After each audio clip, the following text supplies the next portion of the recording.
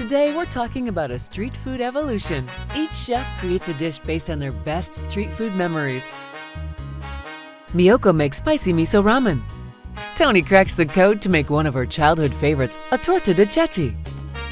And Terry makes Mexican roasted corn salad with avocado. Welcome to Delicious TV's Vegan Mashup. Ramen is a favorite street food in Japan, whether it's at a street stall or in a train station where you stand at a bar and they serve up these steaming hot bowls of ramen.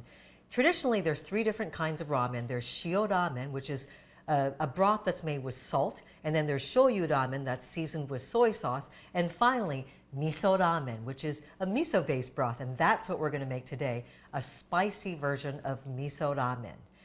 Now, in Japan, you might eat ramen if you've been out drinking all night long, and it's a favorite late night snack to give you that stamina to get back on the train and get home. That could take an hour or so, and you need that fortification.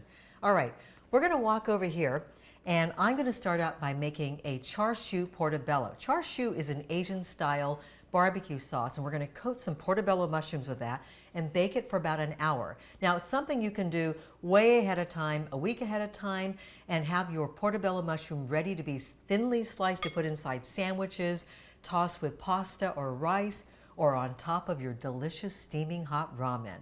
All right, to make your char siu sauce, we're starting out with just some commercial hoisin sauce, and I'm going to add about a half a cup in there, and then about a quarter cup of sake, and a tablespoon or two of maple syrup. You can add sugar if you like. I'm going to add about a tablespoon of toasted sesame oil, a little bit of chili sauce. You can use sriracha as well, or just any old kind of hot sauce, and then a dash of 5 spice. Now, you want to be really careful with that so you don't overdo it. It can be rather cloying if you add too much. We're going to mix all of that up. All right, now I'm going to dip the portobello mushroom in that and get it really, really well coated. And then we're going to put it into our pan here. And this is going to be baked at about 375 for about an hour. And the flavor will infuse the mushrooms, and a nice, moist, chewy sort of mushroom meat will be revealed. And we're going to just put that in the oven for about an hour to bake. This is our vegan yakisoba. Now we got the mushrooms in the oven, we're ready to turn to the ramen broth.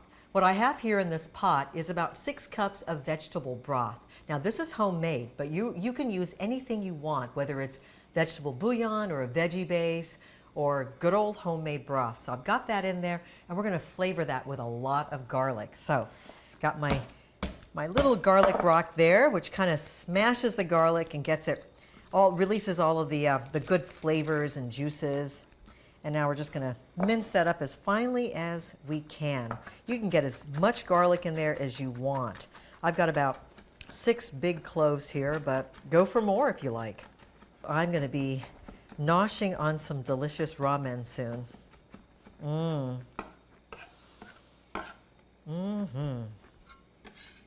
There we go. Get the garlic in there. All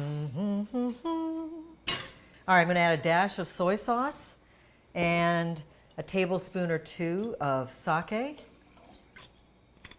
And now we're just going to bring that all to a boil and simmer so the flavors are infused. And then we're going to stir in some miso and some red chili paste. In the meantime, I'm going to start sauteing some vegetables. So I've got a saute pan here that's nice and hot. And I'm going to saute my bean sprouts. You want to keep the heat up really, really high on the bean sprouts so that they don't get waterlogged. And hear that sizzle, and just keep sauteing that. All right. I think I've got a big pan here, so I'm going to do something else. I'm going to throw in a little bit of baby bok choy, just kind of to the side here, and just sort of grill it on each side. That'll look beautiful in the ramen too. And I'm going to add a pinch of sea salt.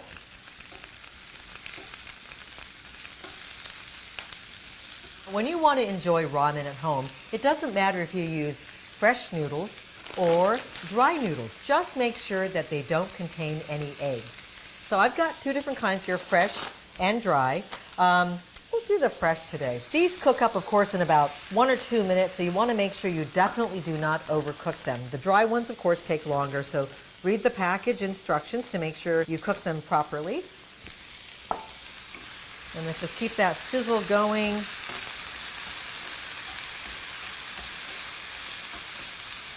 All right, I'm going to clear some space here because while I'm waiting for my water to boil, I'm going to start slicing up the char siu portobello. So let me go grab those. I think they're ready now.